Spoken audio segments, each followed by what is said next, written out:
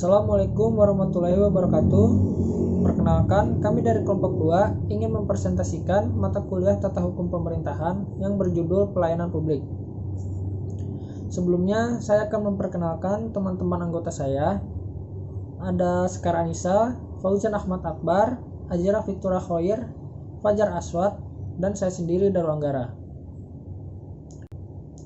Pelayanan publik adalah segala bentuk jasa pelayanan, baik dalam bentuk barang publik maupun jasa publik, yang pada prinsipnya menjadi tanggung jawab dan dilaksanakan oleh instansi pemerintah di pusat, daerah, dan lingkungan BUMN.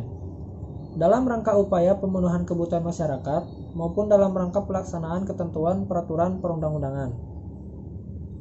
Berdasarkan organisasi yang menyelenggarakannya, pelayanan publik atau pelayanan umum dapat dibedakan menjadi dua, yaitu pelayanan publik atau pelayanan umum yang diselenggarakan oleh organisasi privat adalah semua penyediaan barang atau jasa publik yang diselenggarakan oleh swasta, seperti misalnya rumah sakit swasta, perguruan tinggi swasta, dan perusahaan milik swasta. Pelayanan publik atau pelayanan umum yang diselenggarakan oleh organisasi publik yang dapat dibedakan lagi menjadi dua, yaitu ada primer dan sekunder.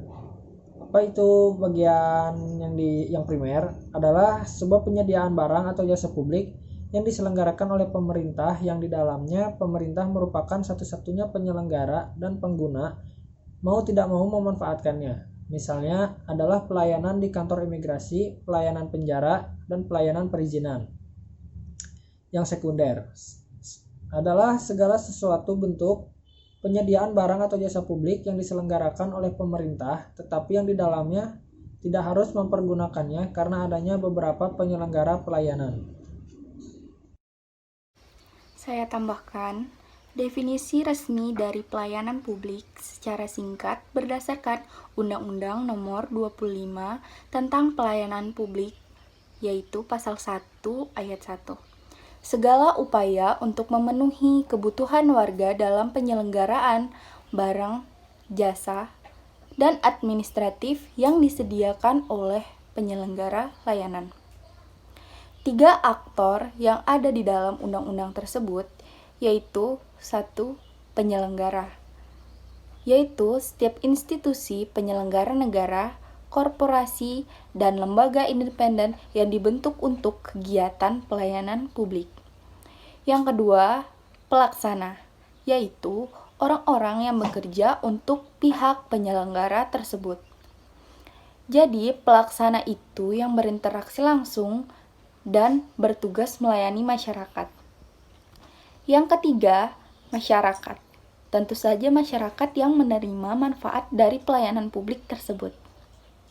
Menurut Undang-Undang Nomor 25 Tahun 2009 tentang Pelayanan Publik, jenis-jenis pelayanan publik terbagi atas 3 kelompok, yaitu pelayanan barang publik, pelayanan atas jasa publik, pelayanan administratif. Menurut Keputusan Menpan Nomor 63 Tahun 2003, berdasarkan pola penyelenggaraan pelayanan publik dikelompokkan menjadi beberapa jenis, yaitu fungsional, terpusat, dan terpadu. Terpadu juga itu terbagi atas 3 jenis, yang terdiri dari terpadu satu atap, terpadu satu pintu, dan gugus. Asas dan prinsip pelayanan publik. Pelayanan publik harus memenuhi asas-asas pelayanan yang memuaskan pengguna jasa.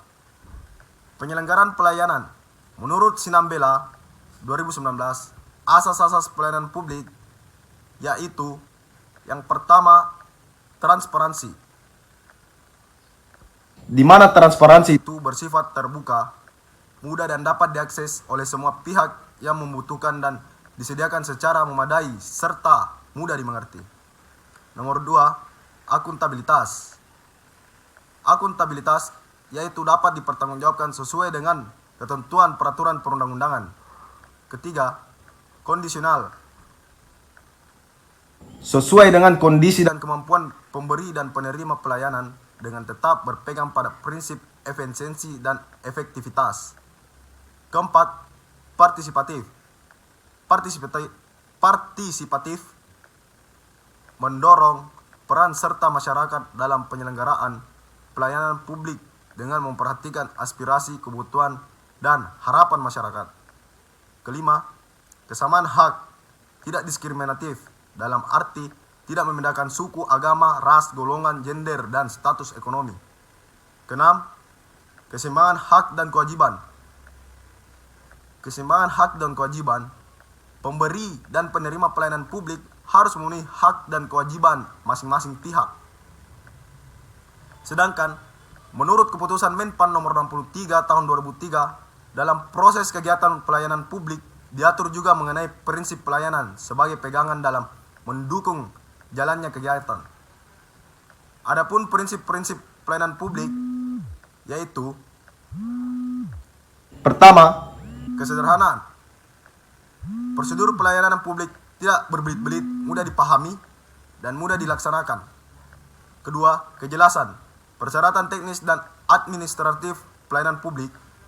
Unit kerja atau pejabat yang berwenang dan bertanggung jawab dalam memberikan pelayanan dan penyelesaian keluhan atau persoalan dan sengketa dalam pelaksanaan pelayanan publik, yaitu rincian biaya pelayanan publik dan tata cara pembayaran.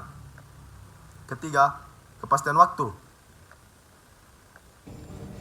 Kepastian waktu di mana pelayanan publik atau pelaksana publik dapat diselesaikan dalam kurun waktu yang telah ditentukan. Keempat, akurasi. Akurasi produk pelayanan publik diterima dengan benar, tepat, dan sah. Kelima, keamanan. Di mana keamanan itu, proses dan produk pelayanan publik memberikan rasa aman dan kepastian hukum. 6. Tanggung jawab. Pimpinan penyelenggara pelayanan publik atau pejabat yang ditunjuk bertanggung jawab atas penyelenggaraan pelayanan dan penyelesaian keluhan atau persoalan dalam pelaksanaan pelayanan publik. Yang ketujuh, kelengkapan sarana dan prasarana, tersedianya sarana dan prasarana kerja dan mendukung lainnya yang memadai termasuk penyediaan sarana teknologi, telekomunikasi, dan informatika. Kedelapan, kemudahan akses. Kemudahan akses yaitu tempat dan lokasi serta sarana pelayanan yang memadai, mudah dijangkau oleh masyarakat dan dapat memanfaatkan teknologi, telekomunikasi, dan informatika. Kesembilan, kedisiplinan, kesopanan, dan keramahan. Kedisiplinan, kesopanan, dan keramahan pemberi pelayanan harus bersikap disiplin, sopan, dan santun, ramah, serta memberikan pelayanan dengan ikhlas. 10. Kenyamanan. Yang poin terakhir dari menurut Menpan nomor 63 tahun 2003 ini yaitu poin ke-10, poin yang terakhir yaitu kenyamanan.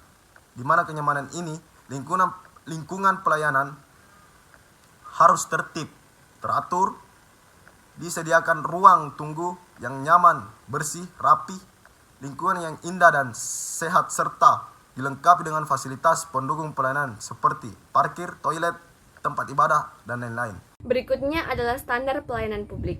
Pelayanan publik memiliki standar dan dipublikasikan sebagai adanya jaminan bagi penerima pelayanan. Standar pelaksanaan pelayanan publik merupakan ukuran yang diberlakukan dalam pelaksanaan pelayanan publik yang wajib ditaati oleh pemberi dan penerima pelayanan. Standar pelayanan publik meliputi yang pertama ialah prosedur pelayanan. Prosedur pelayanan diberlakukan bagi pemberi dan penerima pelayanan termasuk pengadaan. Yang kedua ialah waktu penyelesaian. Waktu penyelesaian ditetapkan saat pengajuan permohonan sampai dengan saat penyelesaian pelayanan termasuk pengaduan. Yang ketiga ialah biaya pelayanan. Biaya atau tarif pelayanan termasuk rincian yang dititipkan dalam proses pelaksanaan pelayanan. Yang keempat adalah produk pelayanan. Hasil yang akan diterima sesuai dengan ketentuan yang telah ditetapkan. Yang kelima ialah sarana dan prasarana. Penyedia sarana dan prasarana pelayanan yang memadai oleh penyelenggara pelayanan publik. Yang terakhir ialah kompetensi petugas pemberi pelayanan. Kompetensi tugas pemberi pelayanan harus ditetapkan secara tepat berdasarkan kemampuan, keahlian, keterampilan, sikap, dan perilaku yang dibutuhkan. Standar pelayanan publik tersebut merupakan pedoman bagi penyelenggara pelayanan publik oleh instansi pemerintah dan juga sebagai indikator dalam penilaian dan evaluasi kinerja bagi penyelenggara pelayanan publik. Dengan adanya standar pelayanan, masyarakat diharapkan bisa mendapatkan pelayanan sesuai dengan kebutuhan dan prosesnya memuaskan. Mungkin hanya ini saja dari kelompok kami tentang pelayanan publik. Kurang lebihnya mohon dimaafkan. Wassalamualaikum warahmatullahi wabarakatuh.